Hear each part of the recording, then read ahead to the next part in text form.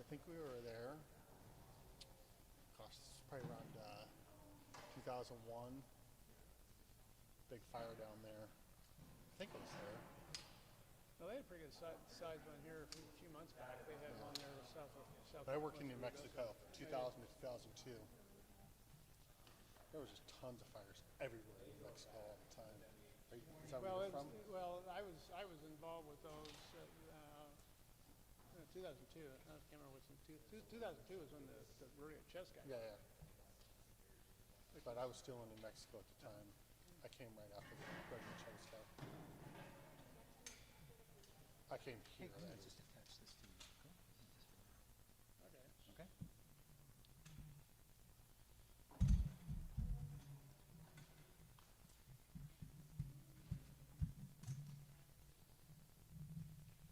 Only time I ever been down there. Pretty neat. Well, I started my career there. In Cloudcroft? No, in Alamogordo. I spent the first 3 years. The worst town you can live in, right? Well, I had choice of that or Silver City, so. Oh, yeah. But I enjoyed Alamogordo. We were there for 3 years, and then we moved up to the Northwest. I was with the Forest Service. So In Seattle? No, I went up to actually Lakeview, Oregon, which is south central, right on the California border. Oh, gosh. I've been there many times. Usually, like during wartime, when they had those fighter jets that have 117s out of there. Yeah. It was all like in 2000, 2001, 2002 when I was down there. A couple times for fires. It's an interesting town, and it ebbs and flows with the military. If they're up, Yeah. the town's up. If they're down, the town's down. Really? Yeah, everybody went to Vietnam. The wing went to Thailand the year I just had to sell my house, and so it was a hard time selling houses. Oh, wow. Huh. They worked out okay. A few more minutes here. I think this is it.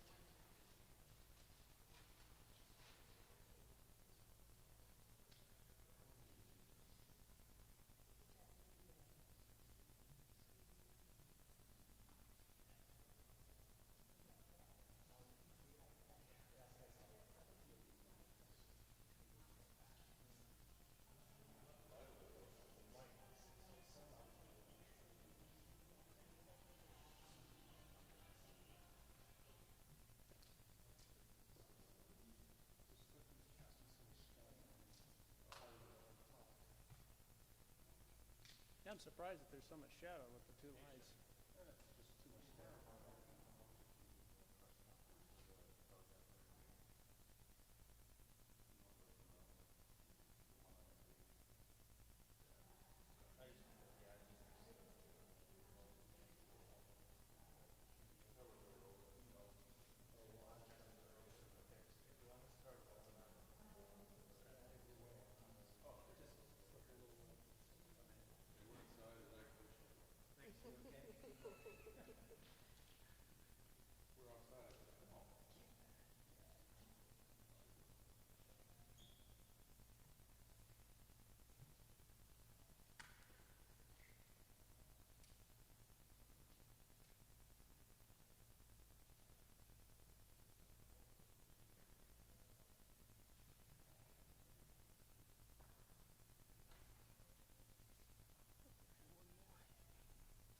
Somebody must be a print media person.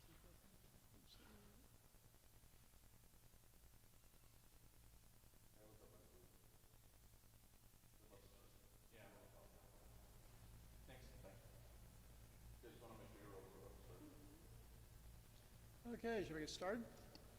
Good morning. I'm Dean McAllister. I'm one of the fire information officers for the Telegraph Fire. I'd like to begin this briefing by talking a little bit about where we are at as far as acres go and the folks on the fire. We've got approximately 71,700 acres burned on this fire to date. We have 750 firefighters working the fire today and tonight. That is up almost 100% from where it was yesterday, because we were talking in the neighborhood of 300.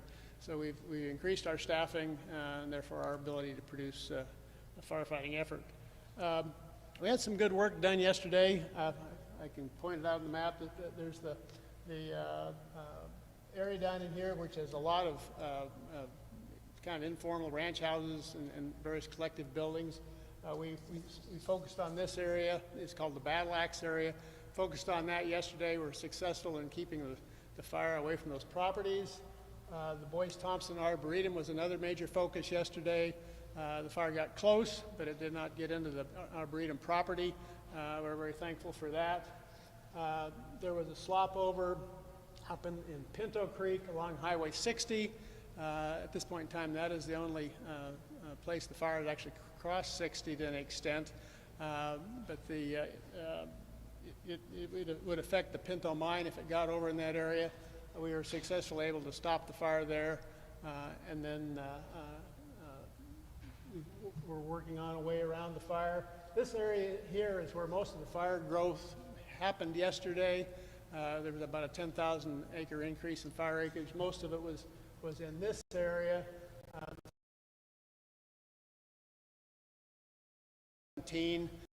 We are hoping to use that, the old fire scar from that fire, as well as some control features in the area to prevent further easterly progress by the fire. We have several things that make that difficult. We are dealing with afternoon winds in the 30-mile-an-hour range. Daytime temperatures are running in the mid-90s. At this weekend, the wind will taper off a little bit, but the temperatures are supposed to rise about 10 degrees, which makes it more difficult to fight the fires because of the hydration issues with firefighters.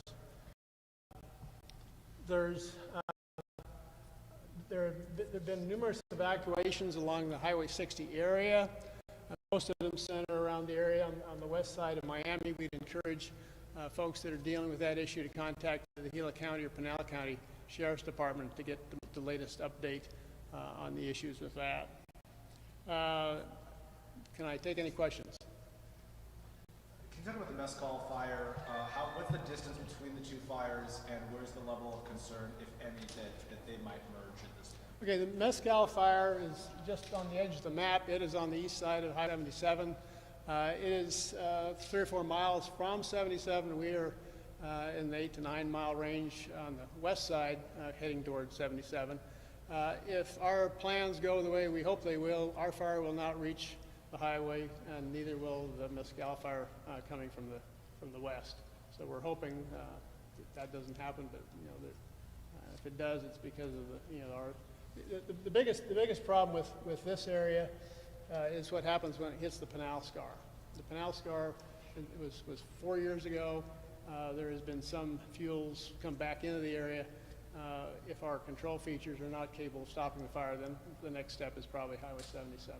Do you know roughly how many people have been evacuated? We've heard people, 5,000. I mean, how many people? I do not have that number.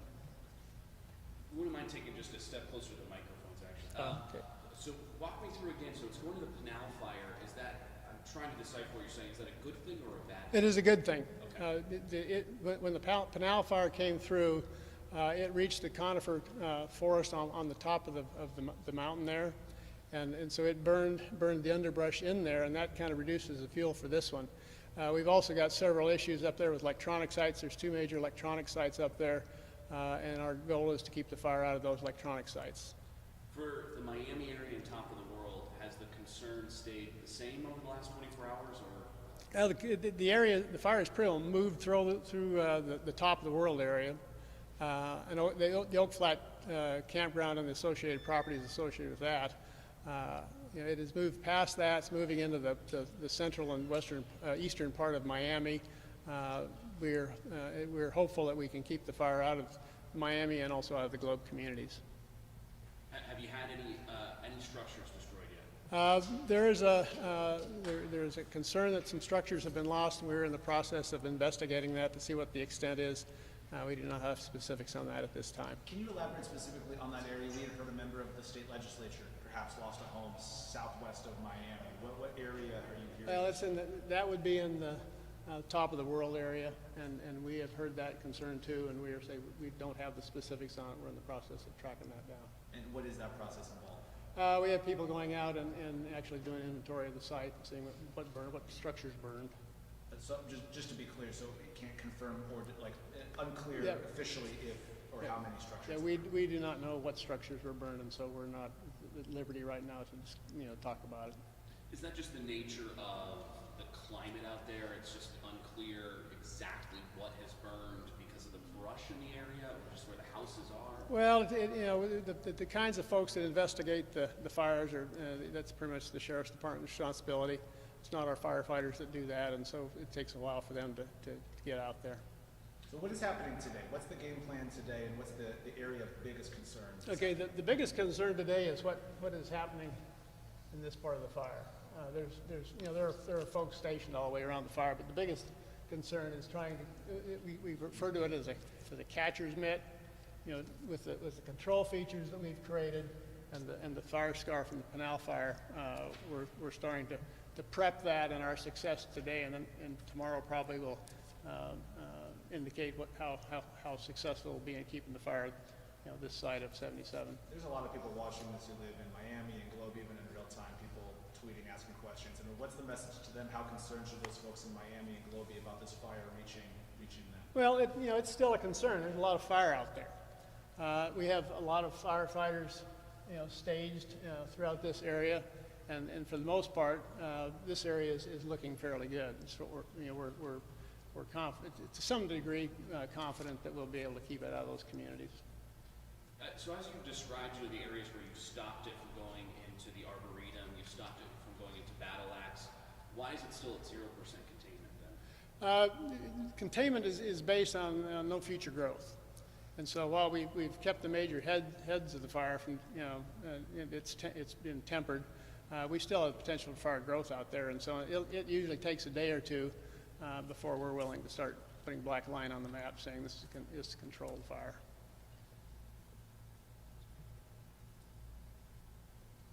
And just can you talk one more time just about the terrain and the conditions that your crews are experiencing? Okay, this is steep, rocky terrain.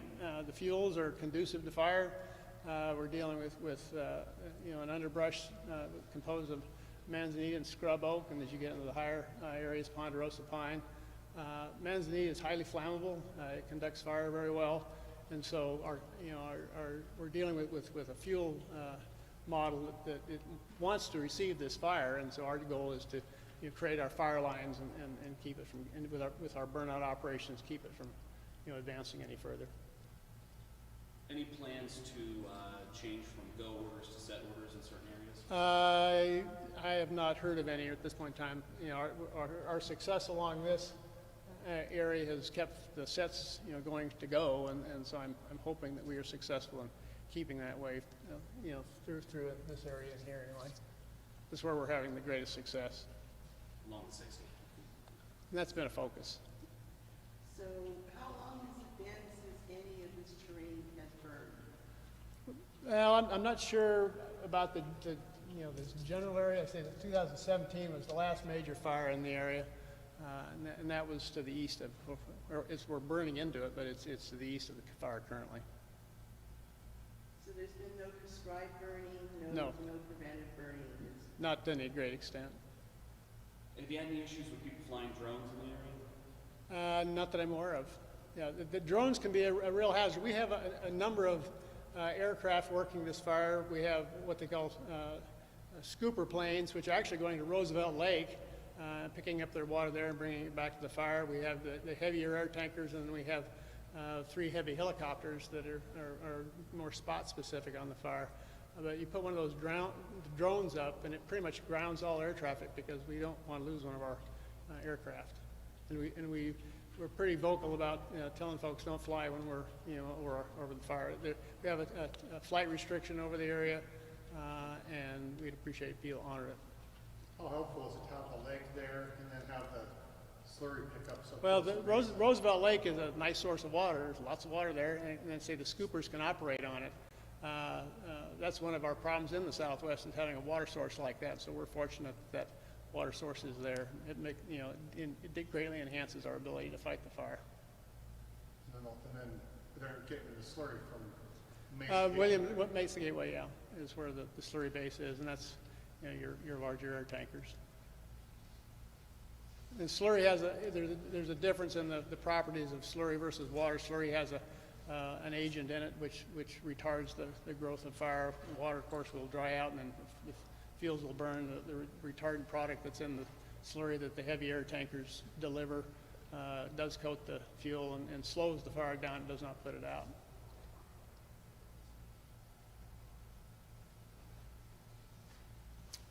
Okay, that's it. Thank you for your time.